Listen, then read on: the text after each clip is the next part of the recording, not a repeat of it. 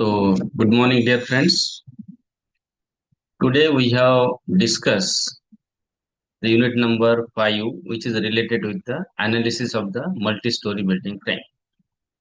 Now, in multi-story building frame, generally what happens, there are number of bays and number of stories.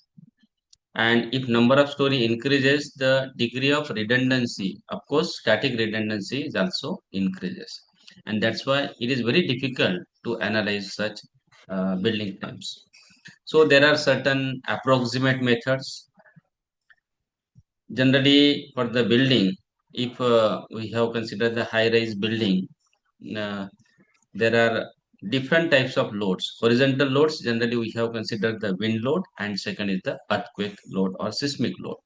And for the vertical, we have considered the dead load and the live load and its combination. Okay, so let us today we have discussed the first method, that is the approximate method by the portal frame. Now, in the portal frame, generally measure two assumptions are very important. First is the point of contact flexure, that is the inflection point occur at the mid height of the column as well as mid span of the beam.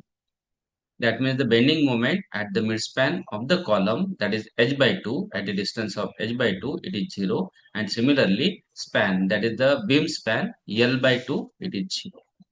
And second, horizontal shear in the interior column is double than the exterior column. These are the two assumptions. So let us have, this is the frame. The problem is lateral loads are given.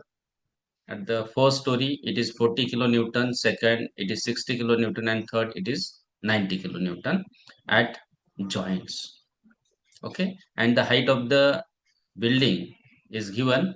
Floor to floor height for each building is constant 3.8 meter. And the for the first bay or the first span for the beam is 8 meter and second is 4 meter. So first of all, we have taken the section. So section in the top story, this is the section 1 1, this is the section 2 2, and this is the section 3 3.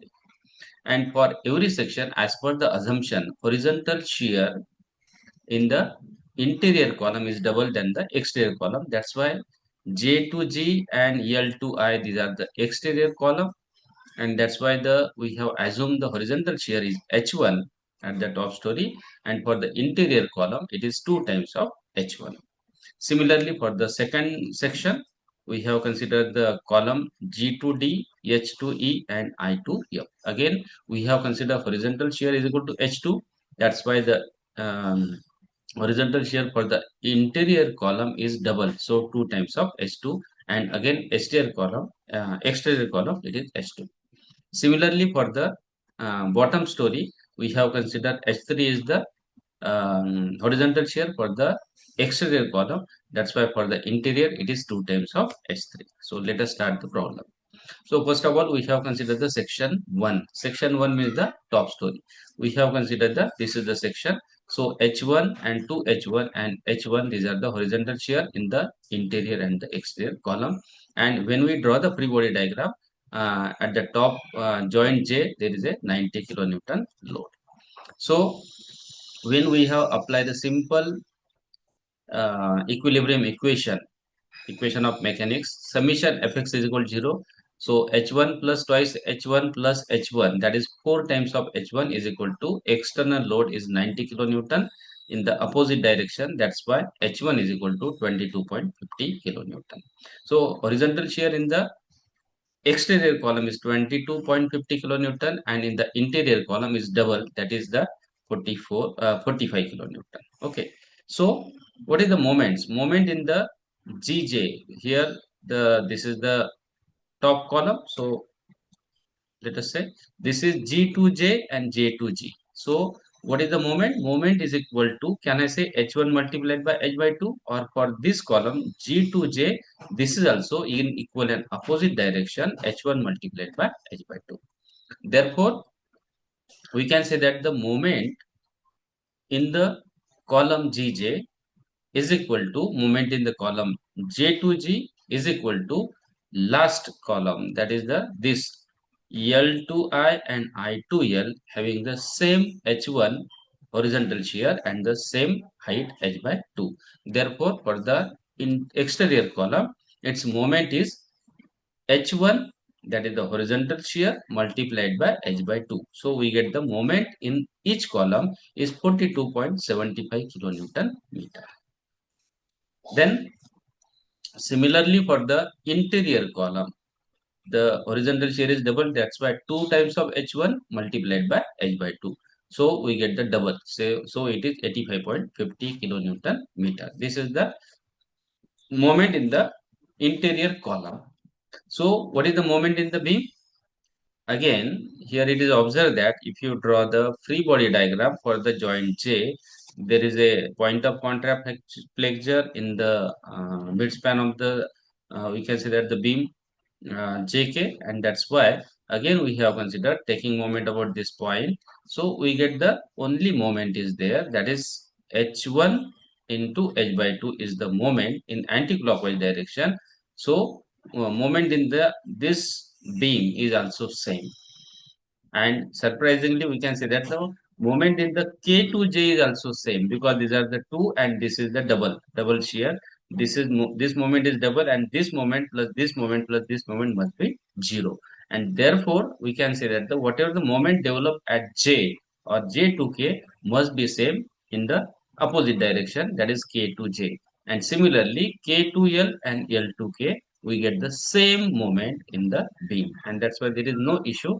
So this is the moment in the beam. So moment in the S2K and K2H is equal to, for the interior column, uh, this is the column moment, and for the beam moment, M moment J to K is equal to K to J, that is equal to moment in the column, that is the G to J, that is 42.75, and same moment will be developed in the all the beams. Maybe number of span maybe 2, maybe 3, maybe 4, or maybe n number, but we get the same moment, and that's why there is no issue. So we get the bending moment in the top story beam. Okay. So what about the shear? Here it is observed that there is no external shear force, or we can say that the only moment is there, and because of that, what is the shear in the beam? J2K, that is the moment at the end J and moment at the joint K in the same direction, that is the clockwise direction, because the point of contraflexure always act at the center. Therefore, the direction of the moment in the same direction, so clockwise. So mk to j plus mj to k divided by total span. So in the first beam, the span is 8 meter. That's why shear in the beam JK is 10.687 kilometer. Similarly, shear in the another beam K2L, again the moment is same, equal and opposite at the joint. So 42.75 in K2L, and L2K, it is also again same 42.75, but the span is 4 meter. So divided by 4, we get the shear in the beam 21.375. This is for the top story. Now we can take the second section, section 2. That means in the second second story. So here it is observed that when we cut this from the second section and consider the free body diagram from the top to the section 2, here 90 kilonewton load is there, and second is the 60 kilonewton load is there. So when we again apply summation fx is equal to 0, as per the assumption we know that the shear in the interior column is double than the exterior column. That's why we have considered H2 is the shear in the exterior column. That's why 2 times of H2 is the shear in the interior column. So again, 4H2 is equal to 90 plus 60. It is 150. Therefore, H2 is equal to 37.50. This is the shear in the mid height of the column. Okay. So similarly, what is the moment? Moment is equal to, we can say that for this column G to D, G to D, see here. G to D, E to H, and I to F. We can find out the moment in the same direction. So can I say H2 multiplied by H by 2? That gives the moment for the G to D, and also h2 multiplied by again h by 2, we get the moment in the same direction. Okay, so we get the bending moment at G and bending moment at D for the column D to G. Okay, similarly, same moment will be developed in I to F because H2 multiplied by H by 2 is the moment. But for the interior column, it is 2H2 multiplied by H by 2. It is double.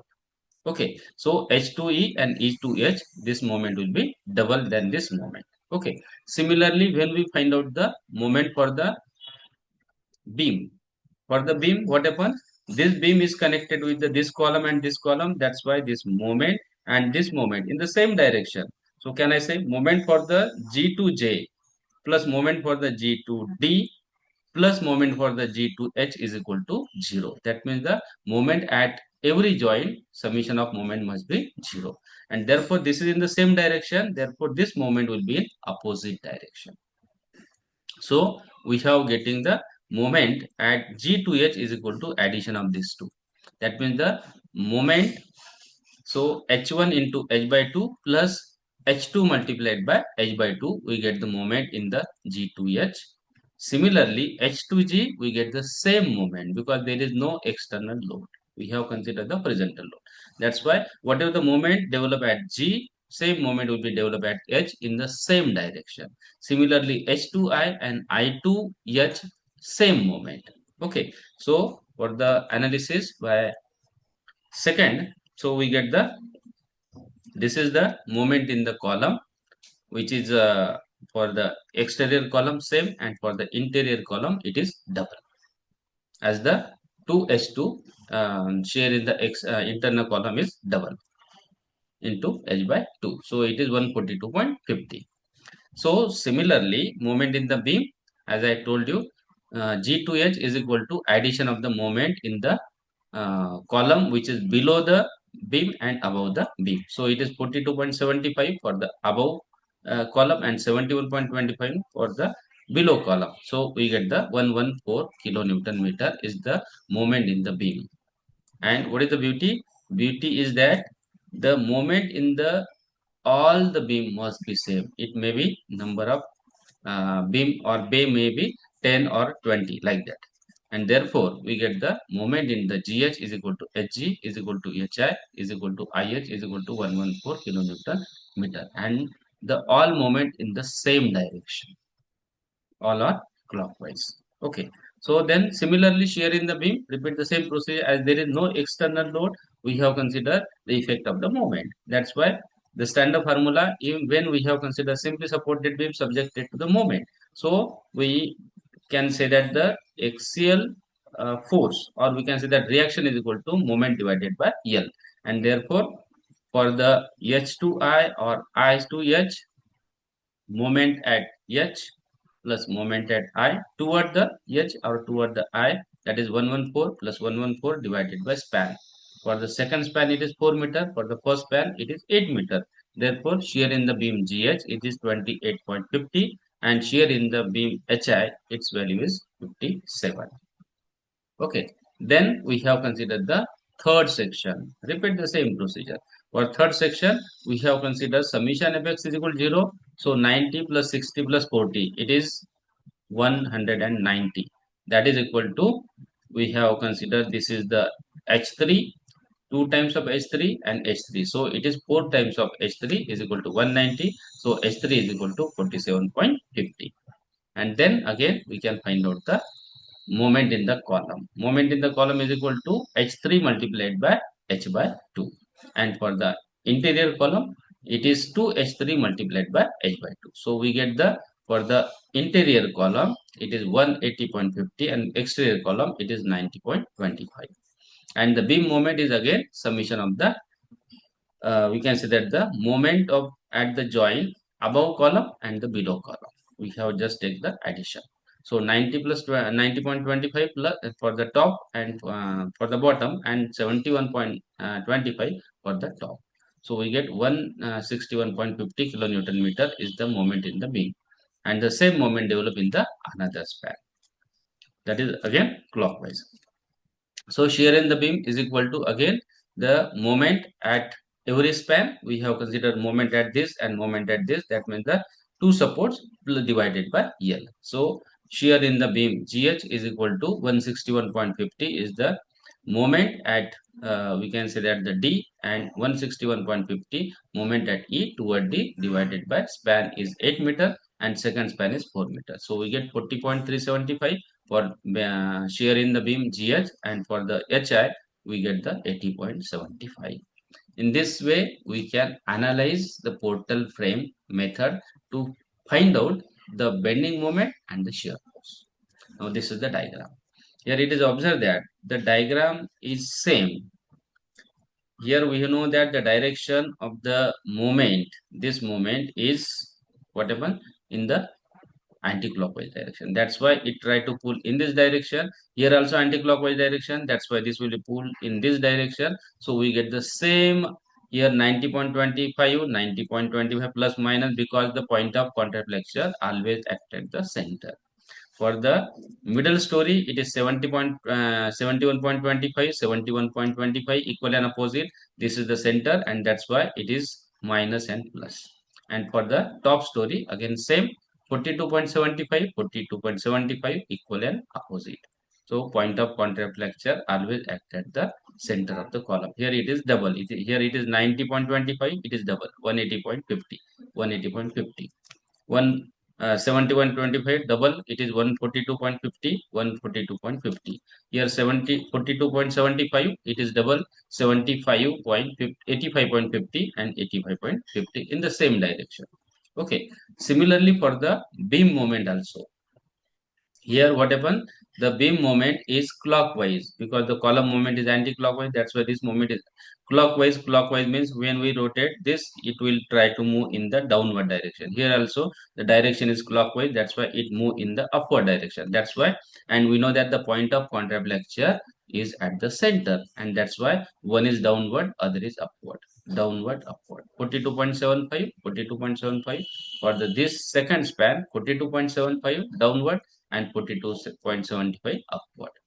Similarly, for the we can say that the middle beam and the bottom beam, we get the same result. This is the bending moment diagram. So thank you very much. When we consider the portal method, it is the quick, but we have given the this is the approximate method, but suitable for the low height. That means the number of stories is less, width may be more. This is more suitable, and we have discussed tomorrow the second method, that is called as the cantilever method, which is suitable for the high rise building. That means the width is less, height is more. Thank you very much.